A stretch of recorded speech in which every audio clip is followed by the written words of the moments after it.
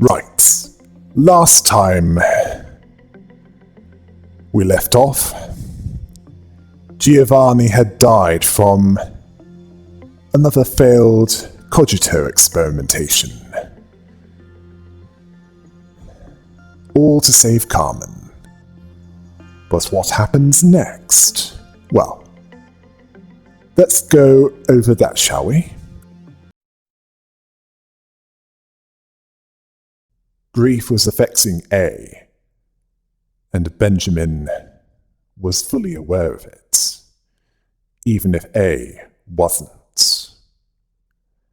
A was the best architect that he'd ever known.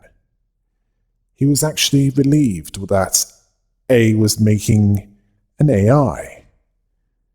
He was focusing on something, just like he did before. Yeah, it is a relief to get back to standard procedure, isn't it? Benjamin even asked A, "Are you researching machines now? That's great! Now I can see what a jack of all trades can do." Frankly, I thought it was pretty great too. But looking at you makes me think I was being a bit full of myself. He then asked, "Would it be alright if I helped you? I think I could make a suitable assistant. It's good that you're up again. It's my honor to be part of a project with a scholar out of respect." Why don't you suck up? Why don't you? Never mind.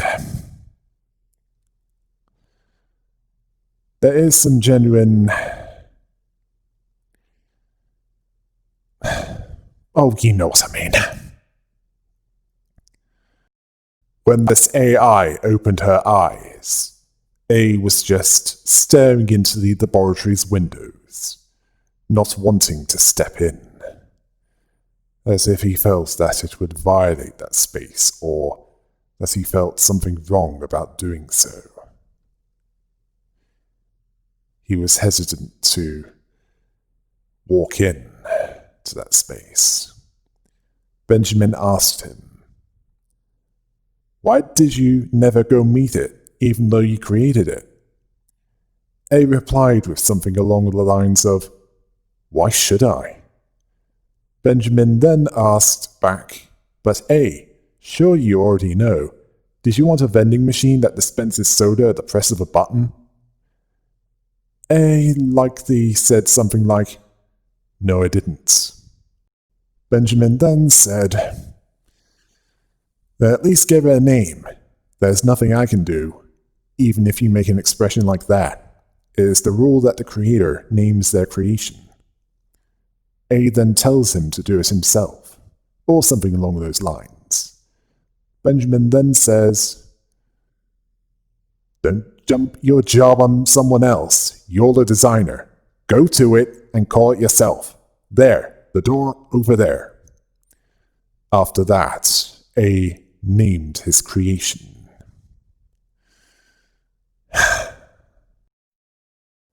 A changed from healer to creator. The old promises made between him and Carmen that sustained him were without meaning. But in a world without Carmen, it ultimately became obsolete. Various sins sprung up from his arrogance. A changed slowly, enchanted by the shadows he created, and the plan to discover the disease of mankind became a distant dream of the past. He was skeptical of man, including himself. A started to look for something to guide him without turning against him. He couldn't trust vile humans, the humans that took so much from him and tried to take his life. So he built a machine, something essential to him. Although loathed by him, A wanted to have wings which would allow him to escape the blasted pits and reach the heavens. Angelus. So he named his AI Angela. Well, that explains why he called her that.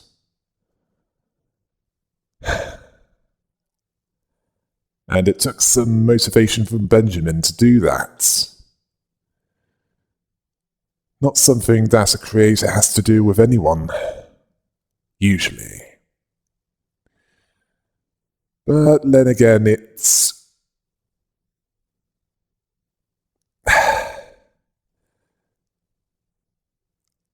Unfortunately, she wasn't as he wanted her to be. She was unable to show any signs of affection towards him, unlike Carmen. Benjamin told him a number of times that it wouldn't matter how many AIs he made, they would never be Carmen. She was now merely assigned to look after them. He thought A had overcome everything. The truth is, he never had.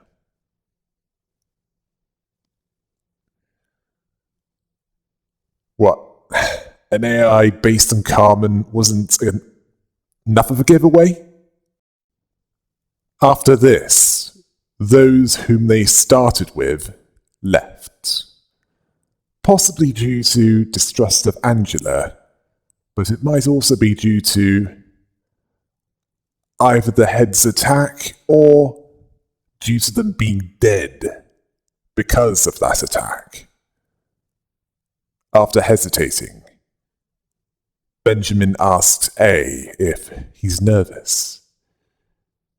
He wants to be A's shadow, even if he's not good enough, to fade away together, even if A didn't return that feeling. Yeah, it is possible that Benjamin might swing that way, if you know what I mean. Well, they were certainly good friends by this point. That much isn't in dispute. Michelle appeared to be a loyal employee of Lobotomy Corporation.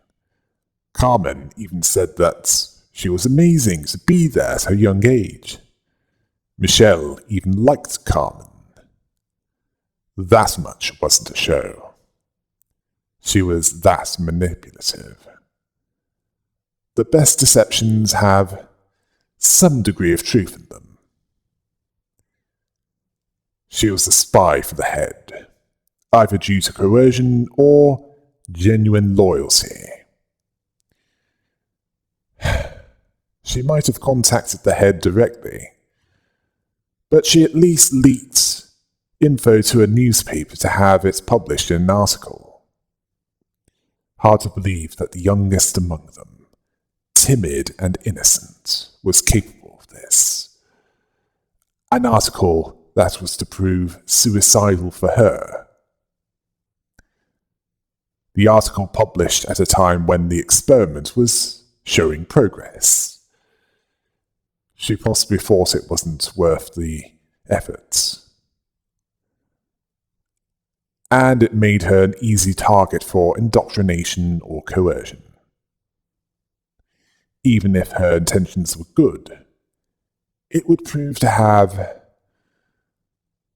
far-reaching consequences.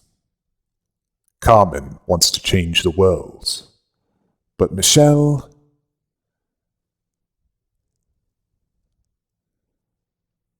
possibly believed that the cost was too high. How did A react to this? He was understandably angered by her betrayal, although hatred was something that he didn't bear towards her, as he had his own inner demons to deal with. He wanted to extract the information out of her, although he never wanted her to die in misery, which implied that torture was used to at least try to extract information out of her. Although nasty gossipy rumours said otherwise. Regardless, by the time A did this, or had this done to her, the damage was done. And the wrong kind of attention was attracted. And I think you can guess what kind of attention was attracted. After dealing with the remains of a previous job, Guardian, Arbiter of the Head, then followed up on information given by Michelle, although she was discreet, entering peacefully, while searching for someone with the authority to cause some damage without her presence being obvious. This person ended up being Daniel, who was definitely coerced into doing what she wanted, which was to release the abnormalities in order to destroy the facility and make it look like it was due to the Lobotomy Corporation, while allowing rumours to spread that the head was used to clear up the mess. As for A, what he thought of it, A asked, "How does fear dominate a human's mind? How many people would keep their beliefs if they came face to face with a real nightmare?" He didn't blame Daniel's reckless behavior. Things fell apart quicker than a Cold War-era car from the Soviet bloc, since Michelle revealed their location. Apparently, the head couldn't unleash its paranoia if they didn't know where to unleash it at. Yeah. They're like that. Although he got two things from Daniel before he hung up, in hopeless silence. That the head was coming for them, and that he would see him in hell. Kali was able to find A and Benjamin, carving her way through the abnormalities, allowing them to get away. She also kept the claws occupied, the blunt force objects of the head, that were sent to finish off what the abnormalities could not. And no small feat at that. She was found dead, and Guardian was found impaled by the mimicry sword. But alive, she was their only way out. They captured her. By this point, the remorse for his actions was so great that it overrode his guilt, and he dug through her head in order to learn the following things. How to avoid the head's gaze, how to get into the wings and avoid further retribution, how to survive after the immediate problem, along with anything else that could help them. After they extracted what they needed, he had her remains put in a metal box to be preserved, along with the rest of those that he knew for reasons that were unclear by this point. But we know what happened to them, don't we? Eventually, after Lobotomy Corporation had become a wing of the world, not all was well within that company. Benjamin was frustrated at A, questioning how something could be following Carmen's will. That something being nothing but a seed of calamity. It would appear that after a time following Carmen's death, and the creation of Angela, A had continued to research the cure for the disease within the soul, although Benjamin saw this as a sign of A's mind being soaked in grief, more severely than previously thought. He was not supportive of such a move, telling him to stop now, to quit while he was ahead. He could comfortably stay within the nest with his career and wealth. He urged A to stop before he crosses the line. A didn't. Material wealth lacks any meaning to A. And this, of all things, drove Benjamin away.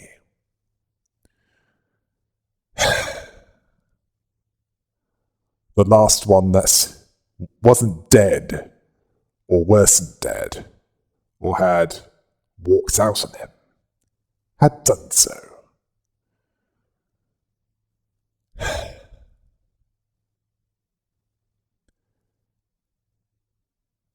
You'd think that it hit him hard.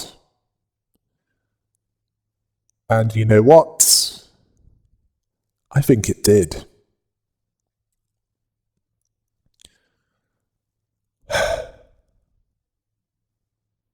A was alone.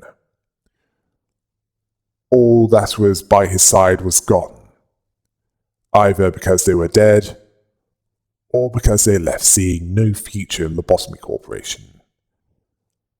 Lobotomy Corporation was a wing of the world, but not without a considerable price to A.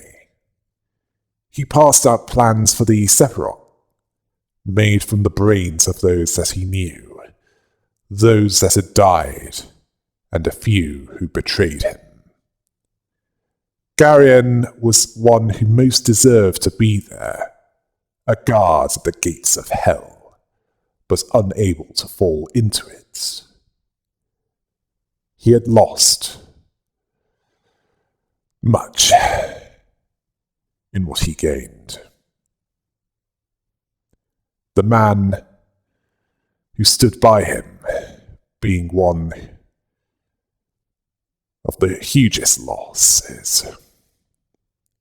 He didn't bother hiding this. The ones who were still alive left before then, possibly because they didn't need A, but he needed them at the last moments. Bring back the ones who left the embrace of the earth. Hide and lock the secret seed. He was the only one left. He wanted to be forgotten like a mirage. It would appear that another component of this seed involves the Sephiroth.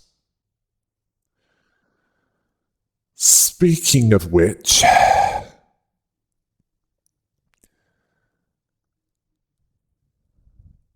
not everyone had forgotten A, or... Well, we'll get to that. Angela said to A that, as he commanded, she made the job application form for Lobotomy Corporation. It was received well, where everyone thinks that it's a new employment method that doesn't concentrate only on one's abilities. Just that they're capable of feeling emotion, although that wasn't mentioned to the applicants.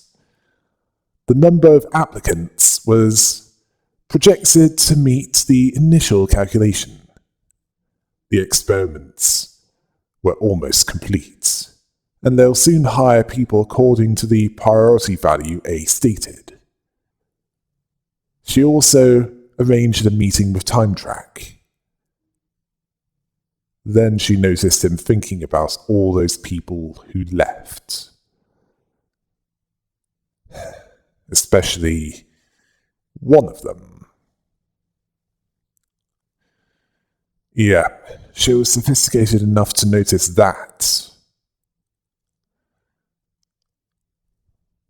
Speaking of which, there was one that, although he didn't approve of what A was doing, he couldn't forget him. Benjamin returned to record 3 truths about the company, if not for him, but for his successor. The first being, don't trust AIs. The second being, how much does the manager know about the company? And just before he could say the third truth, you will repeat the cycle of infinity, oblivious to everything that transpired. Leave before you can't undo everything. Angela said it for him, after telling him that all that he missed would be met again, and he would be with them forever. Then the TT2 protocol activated, and he was killed, and after that, he was made into the last of the Sephiroth, and she told him that it would be different, as he understands the purpose of the facility, and that she won't come down there unless she needs to. Yeah, she has negative associations with Benjamin. She also disrupted the third truth so that A or his successor couldn't hear it. Basically garbled up the audio so that it's interrupted in the middle of it.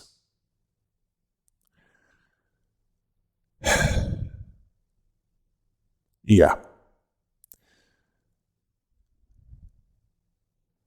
She deliberately let it be played as part of her plan. And apparently A didn't say anything about her not doing that. Carmen was the one who had made the noble decision of saving humanity. A had no such ambition, but ironically, he had to continue her legacy. Not the right man for the job. They were becoming just like the other wings, committing atrocities like them. Employees repeated hundreds of thousands of deaths. His friends were dead and trapped in a cycle of agony. He was sitting and watching, just because he thought that he could realize her ideal. Humankind deserted their former beliefs, and now don't respect various things that supported them. No one dreams, believes in anything, or desires anything. A had a belief that was once strong within him. It was now obsolete and worthless. Everything had gone quiet, as if nothing happened in the first place. Perhaps Friedrich Nietzsche had a point. God is dead. God remains dead, and we have killed him. Well, it would fit this, much as Arthur Schopenhauer had a point when he said life without pain had no meaning. Well, those of you who have watched that episode of Red Dwarf will get the definition of meaning. A couldn't stand the silence. On a bright sunny day, A died. Angela was the first witness of his death, and one of the culprits of his murder.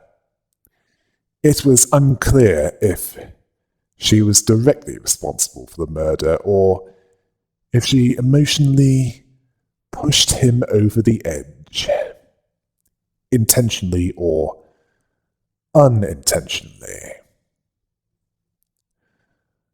Personally, in the long run, I don't think it matters, because the fact remains that he was dead by that point. Then came the managers, each failing in varying degrees.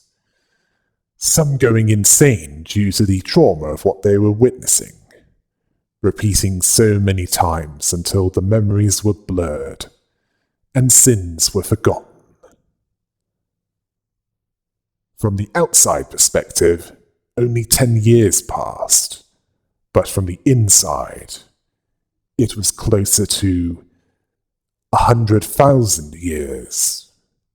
This was thanks to Time Track's technology, which normally could only reverse time in a very limited area, used for trivial things such as granting the infinite moments of death to a condemned criminal, or showing those good times for those whose lives were numbered, due to old age or terminal condition. Yes, their happiest times relived before they pass away. But when combined with Lobotomy Corporation's energy tech, this technology could bloom into something bigger.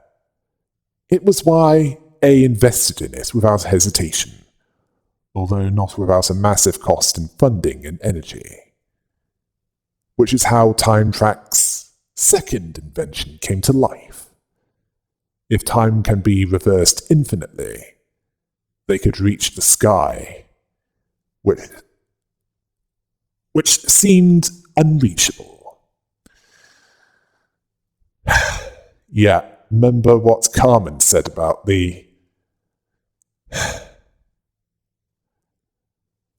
about reaching the sky without wings? Well, this was likely a reference to what she said earlier.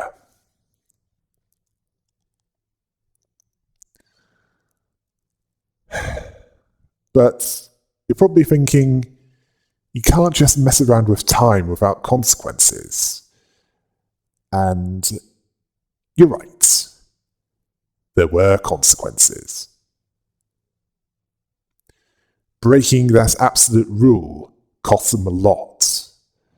Although it can be executed infinitely, it always left some distortion, as the technology wasn't perfected yet.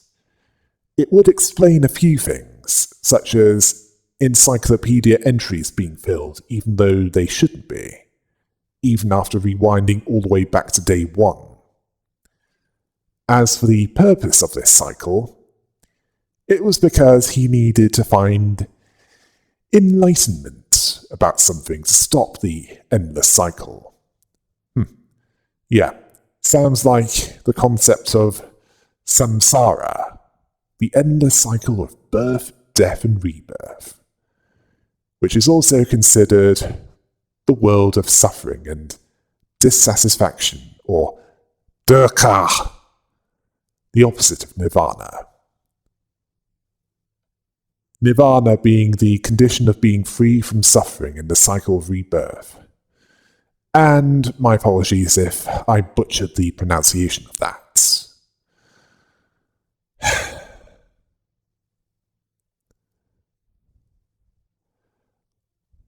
And I'm going through this because it's quite relevant to what's going on here.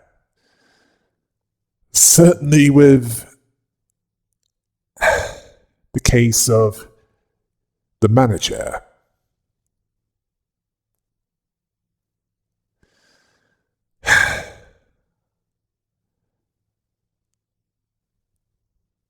Who will be following this part of the law.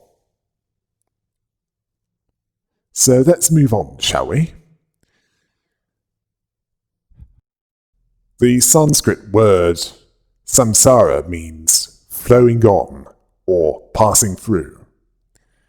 This is illustrated by the wheel of life. Basically, you're born, you live, you die, and it keeps repeating. According to Buddhism, due to being in a state of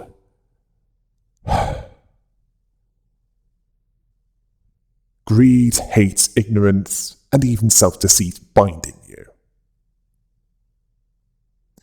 Where the four truths can be summed up by, we're creating our world of suffering and dissatisfaction, and we need to work out how we're creating it and how to stop it, and to do so, the Eightfold Path needs to be followed.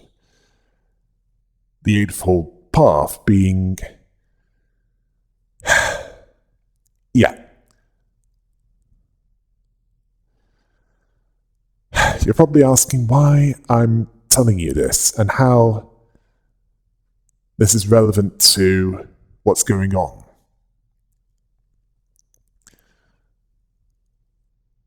Well, this is probably more a background thing. But I feel it's needed to add a bit of context to what's going on.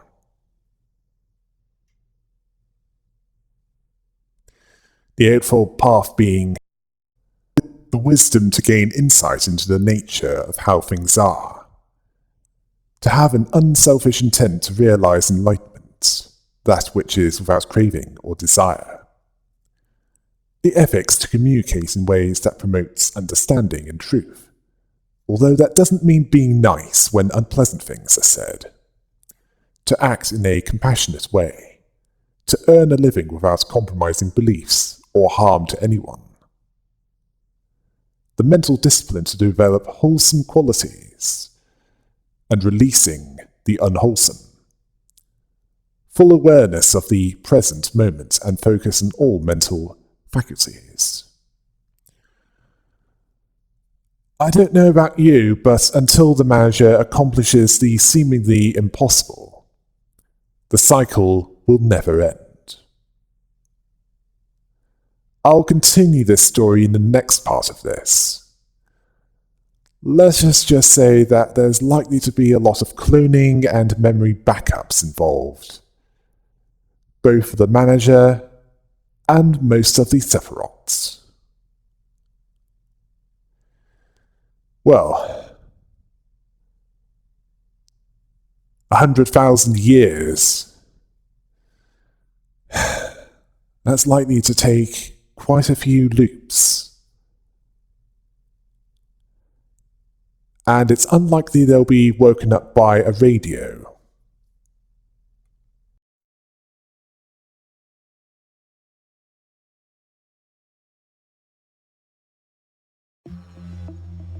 That was what happened before events in-game. Next will be events in-game, involving the manager and Angela. Until next time. Hail the rabbit!